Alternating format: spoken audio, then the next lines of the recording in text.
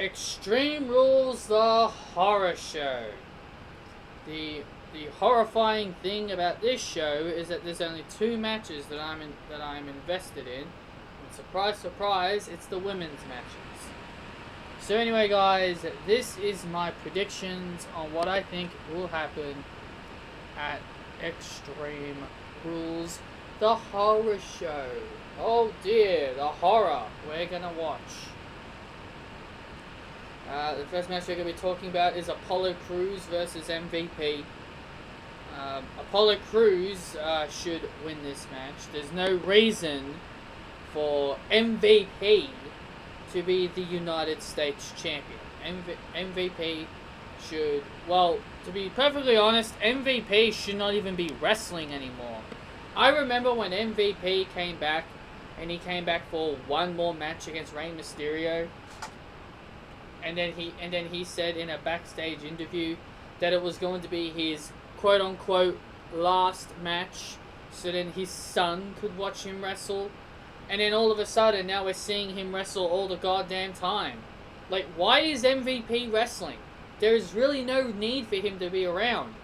Look, I'm perfectly fine with MVP being the manager, okay? I can understand him being the manager. I can respect him enough that he's there as the manager for Bobby Lashley. But he doesn't need to be scoring pinfall victories over anybody. He shouldn't be getting victories over anybody in general. This guy should be sticking to being Bobby Lashley's manager. That's all MVP should be. He's just another nostalgia act. He's just another nostalgia act. That's all he is. That's all he really is. He's just another nostalgia act, just to add to the long list of reasons why the men's wrestling suck. Because men wrestling absolutely sucks because there's so much nostalgia acts on television. It just drives me nuts.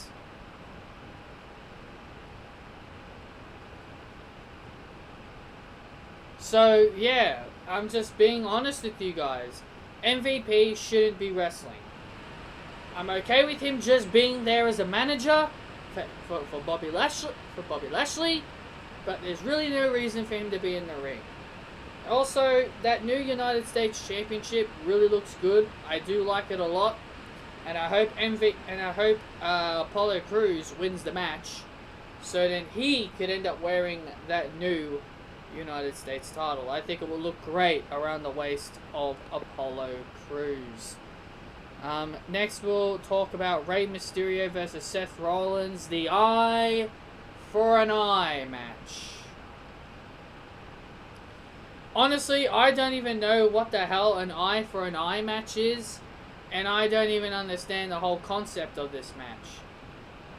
Look, I like Seth Rollins, I like his Messiah gimmick and all, but again, he's taking on a nostalgia act, Rey Mysterio. Now, if Dominic Mysterio turns on Rey Mysterio in this match, then I can understand it. Then I can understand the whole purpose of this match. Because I think Dominic Mysterio betraying Rey Mysterio, because since Rey Mysterio's contract's up, his contract's up apparently. Apparently Rey Mysterio is wrestling without a contract, and he hasn't resigned as far as I've been told. So if Rey Mysterio is leaving WWE, then clearly they must do something to write Rey Mysterio off. There's clearly no reason for why Rey Mysterio should win this match. If Rey Mysterio is going to be off TV for the rest of his life after this, if this is the end of Rey Mysterio, what's the entire point on giving him the win? What would be the whole point of giving him a win when Seth Rollins clearly hasn't won anything major at all this year? He lost at WrestleMania. He lost at Money in the Bank. So what's the point? What's the point in having a guy who is not under contract anymore win a match? So long story short, if this match is going to have anything interesting happen, it should be Dominic Mysterio turning heel and joining the Monday Night Messiah.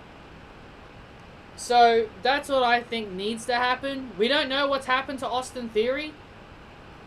Austin Theory, if as far as I've been told, there's sexual allegations against him because of the whole speaking out movement that happened a few months ago. So if Austin Theory is caught guilty, he'll pretty much be released from the company, and he'll pretty much lose his push. So yeah, and that could be why they could add Dominic Mysterio. But I still think they should add Dominic Mysterio regardless if Austin Theory is caught out or not. But we'll soon see. So my prediction is Seth Rollins is going to defeat Rey Mysterio. And that will be the end of Rey Mysterio from the WWE. Next we'll be talking about Bayley Dos Straps. She'll be defending one of Dos Straps against Nikki Cross. And this is an easy one. Bayley is going to win this match. It wouldn't make sense to have Bayley lose. It wouldn't make sense for Bayley to lose this. And what I want to see happen after this is Nikki Cross turning heel. If Alexa Bliss is at ringside, which I'm most likely thinking she will be, because Sasha Banks will probably be at ringside with Bayley. And if Alexa Bliss is at ringside, what I want to see happen is when Bayley defeats Nikki Cross just flat out beats the crap out of Alexa Bliss. Out of pure anger and frustration that she loses, she attacks Alexa and turns heel. I don't care what anybody says. If anybody tells me that Alexa Bliss should be the one that turns heel, may I remind you when Alexa Bliss and Nikki Cross started their partnership, people like Bayley when she was a babyface, and a couple of other superstars were telling Nikki Cross to be careful of Alexa Bliss because Alexa Bliss could always turn on you. I remember last year, a lot of the wrestlers were telling Nikki Cross, hey, don't trust Alexa. Alexa's gonna turn on you. This is why I am telling you that Nikki Cross needs to be the one to turn on Alexa. So then that way, it makes it unpredictable. It makes it unpredictable because if Alexa turns on Nikki Cross, then all those people last year that told Nikki to be careful of Alexa were telling the truth. That's what it will mean if Alexa turns heel. If Alexa turns heel, then everyone who told Nikki Cross to be careful of Alexa last year, they would all be saying, hey, we told you, Nikki, you didn't listen to us. We told you she'll betray you. But you didn't listen. You thought she was your best friend. That's why I am saying Nikki Cross needs to be the one to turn on Alexa. If Nikki Cross flat out turns on Alexa and beats the crap out of her, no one would see it coming. No one would literally see that coming. If Alexa turned on Nikki, then everyone would be like, oh, of course, we kind of saw this coming. You know? People would think, oh, it's too predictable. People would have found it predictable that Alexa Bliss would turn on Nikki Cross. But if it's Nikki Cross who turns on Alexa, it'll be unpredictable and it'd be shocking. And I would rather Nikki Cross as a heel. Nikki Cross is so better as a heel. The psychotic lunatic. I would rather her be a heel and Alexa Bliss be a babyface. If you want to turn Alexa Bliss heel, you can always wait until next year. You can always wait until next year to turn her heel. Maybe when they move her back to Monday Night Raw or something. But right now, I just want Nikki Cross to turn heel. I want Bayley to retain her title here, defeat Nikki Cross. Nikki Cross turns on Alexa, beats the crap out of her, and then we start a Nikki-Alexa feud. That's what needs to happen. I don't want to hear this whole, no, Alexa Bliss needs to turn on Nikki. It doesn't. Nikki Cross needs to turn on Alexa. So let's talk about Braun Strowman versus Bray Wyatt in the Wyatt family swamp fight. I personally don't really care about this match, to be fair. This match to me is just really, really weird. And to me, this one makes absolutely no sense. Well, it does make sense, to be fair. That it was, to be fair, this feud was supposed to continue. I was told this feud was supposed to continue after Money in the Bank. It was supposed to continue on, but because Bray Wyatt was given birth, well, his wife was given birth to a child, that's why he was off TV. That's why he was off TV. So yeah, that's why they had Miz and Morrison. Hey, ho ho, compete at Backlash. You know, that's why they had Miz and Morrison at Backlash, because it was supposed to be Bray, but Bray took time away because his wife was because he was about to become a father and have a child. So I think Bray is going to win. Could we see the return of Eric Rowan in this match? Maybe. I think maybe, but hey, who knows at this point? I don't really know, but personally, I don't really care. This match is definitely something I am not interested in. That is for sure. I think Bray Wyatt is going to beat Braun Strowman. Next, we'll talk about Drew McIntyre versus Dolph Ziggler. Dolph Ziggler is basically the main roster version of Johnny Gargano. A great wrestler that always loses. That's basically what Dolph Ziggler is. He's the main roster version of Johnny Gargano. But instead, more hilarious, where he goes, "It should have been me!" Oh my god, that was so hilarious last year when he did the whole, "It should have been me!" It was just real. I just found that funny. I'm surprised he didn't say that as why he wanted to challenge Drew McIntyre. Imagine Drew McIntyre just asks him, why do you want a match with me? And then Dolph Ziggler says, "Because it should have been me! It should have been me that beat Brock Lesnar at WrestleMania!" That would have been funny. Because I liked it when Dolph Ziggler did the whole "it should have been me," because it was so funny. But guess what, Dolph Ziggler? It will not be you, and it never will be you. So, I don't even understand why some people think Dolph Ziggler is going to win this match. There's no freaking way Dolph Ziggler is going to become the new WWE Champion. Even people think Robert Roode's going to be a part of this match. Drew McIntyre is retaining the title regardless whatever happens. Even if the glorious Robert Roode does make a return, he'll just be sent to Claymore City, and Dolph Ziggler will join him as well. Drew McIntyre is retaining. Dolph Ziggler has to pick a stipulation. I don't even care what the stipulation is. It's probably just going to be some stupid match. It's probably going to be a traditional singles match, or it's probably just going to be like a first time ever stipulation that we've never heard of.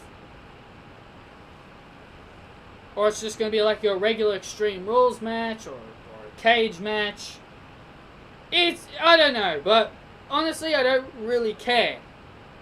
Because either way, Dolph Ziggler is here to show the world that he always loses on the big shows. So yeah, Drew McIntyre will retain. And finally, we're going to be talking about the match that should be the main event, and damn well deserves to be the main event, and that is Asuka versus The Standard, The Blueprint, The Boss, The Conversation, The Leader, The Draw, one half of the Women's Tag Team Champions, The Boss, Sasha Banks. Oh, that's Alexa Bliss. The Boss, Sasha Banks.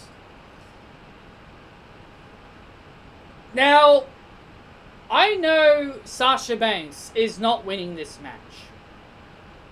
But if Sasha Banks won, what would have happened? Well, we'd obviously have two belts Banks.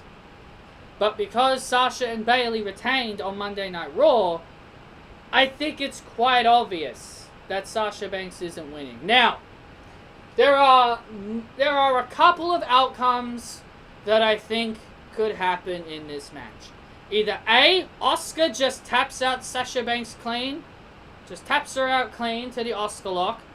2, Shayna Baszler runs in and causes a DQ.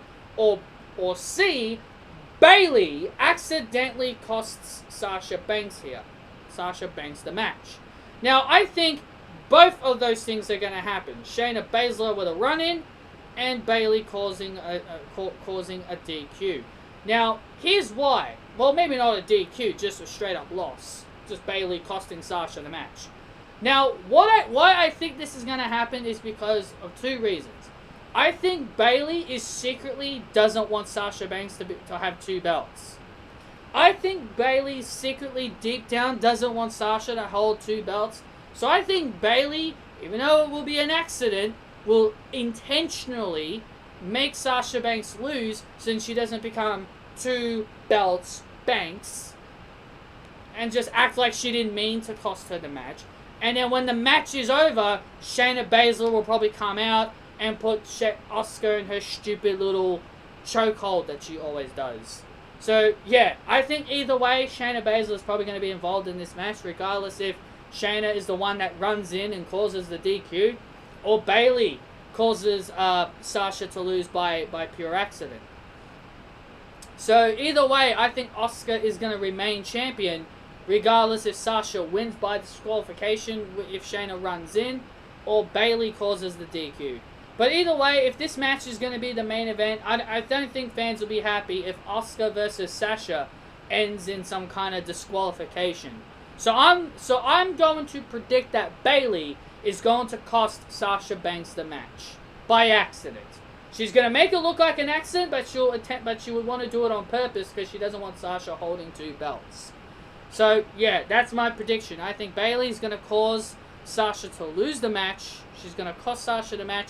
And then Shayna Baszler will come out and attack Asuka. That's my prediction. So there you go. Those are my predictions for Extreme Rules, the horror show. Oh, I can't wait to be scared because the horror show is supposed to scare us. Oh, I can't wait to be frightened. Anyway, guys, if you guys did enjoy this video, hit that thumbs up. Comment your opinions down below. Be sure to subscribe as well if you guys want to see more on this channel. And I will see you all next time.